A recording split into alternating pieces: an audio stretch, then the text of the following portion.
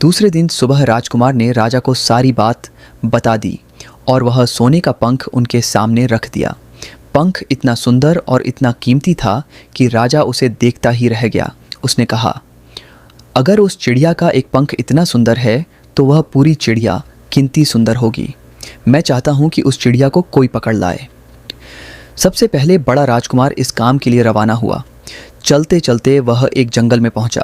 वहां उसने एक लोमड़ी को एक पेड़ के नीचे आराम करते हुए देखा। राजकुमार ने मौका देखकर तीर अपने धनुष पर चढ़ा लिया। वह तीर छोड़ने ही जा रहा था कि लोमड़ी ने चिल्लाकर कहा, राजकुमार, मुझे मत मारो। मुझे पता है कि तुम सोने की चिड़िया की खोज में निकले हो। तुम मेरी राय मानो तो तुम्हारा काम जल्दी ही पूरा हो जाएगा। तुम इसी रास्ते से सीधे चले जाओ। शाम होने पर तुम एक गांव में पहुंचोगे। वहां तुम्हें आमने सामने दो सराएं मिलेंगी। एक सराय खूब सजी सजाई और सुंदर सी होगी, लेकिन तुम उसमें मत ठहरना। तुम उसके सामने वाली दूसरी सराय में ठहरना, जो बहुत मामूली और देखने में भी भद्दी सी होगी। ऐसा करने पर तुम्हारा काम आसानी से पूरा हो जाएगा। लोमड़ी का बात सुनकर राजकुमार को हंसी आ गई। उसने डांट कर कहा, भाग जा यहाँ से, मुझे तुम्हारी सलाह की ज़रूरत नहीं है।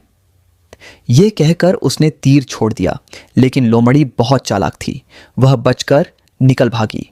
राजकुमार आगे चलता गया। शाम को जब वह एक गांव में पहुंचा तो उसने देखा कि वहां सड़क के किनारे सचमुच दो सराएं थीं। उनमें से एक सराय खूब सजी सजाई थी और उसके अंदर से लोगों के नाचने गाने की आवाज़ें आ रही थीं। दूसरी सराय भद्दी सी थी और वहां अंधेरा घिरा हुआ था।